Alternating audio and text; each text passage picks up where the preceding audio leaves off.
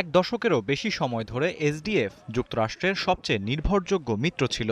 মূলত Islamic state is বিরোধী যুদ্ধে তাদের এই মিত্রতা আরও বেশি স্পষ্ট হয়। কিন্তু এখন ওয়াশিংটন যেন ধীরে ধীরে সরে যাচ্ছে এসডিএফ থেকে। ২০ জানুয়ারি সিরিয়া সরকার এসডিএফের সঙ্গে যুদ্ধবিরতির ঘোষণা দেয়। এই চুক্তির ফলে পূর্ব সিরিয়ার বড় অংশের নিয়ন্ত্রণ ফিরে যাচ্ছে কেন্দ্রীয় সরকারের হাতে।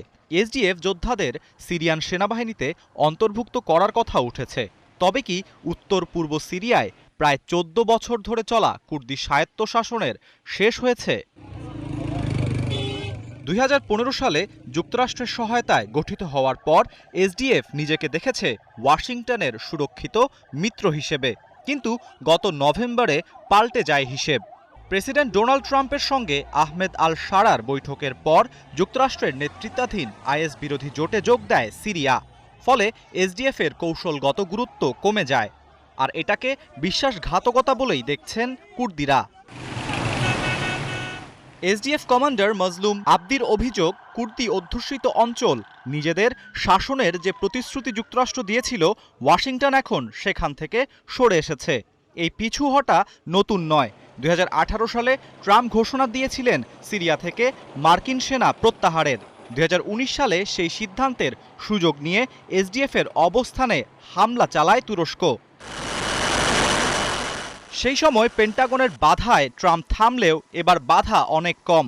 আসাদ ক্ষমতাচ্যুত, সিরিয়ায় রাশিয়ার প্রভাব কম। এসডিএফকে ছেড়ে দিলেও যুক্তরাষ্ট্রের বড় ক্ষতির আশঙ্কা নেই। বরং ওয়াশিংটনের কাছে একজন রাষ্ট্রীয় নেতৃত্বের প্রতিনিধি আহমেদ আল শারা একটি অরাষ্ট্রীয় বাহিনীর চেয়ে বেশি গ্রহণযোগ্য।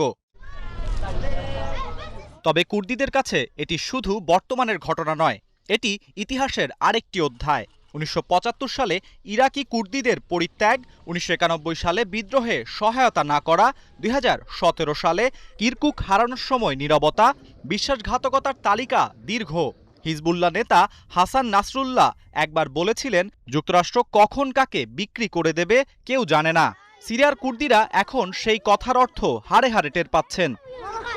চারদিকে শত্রু রাষ্ট্রে ঘেরা কুর্দিদের সামনে বিকল্প সবসময় কম।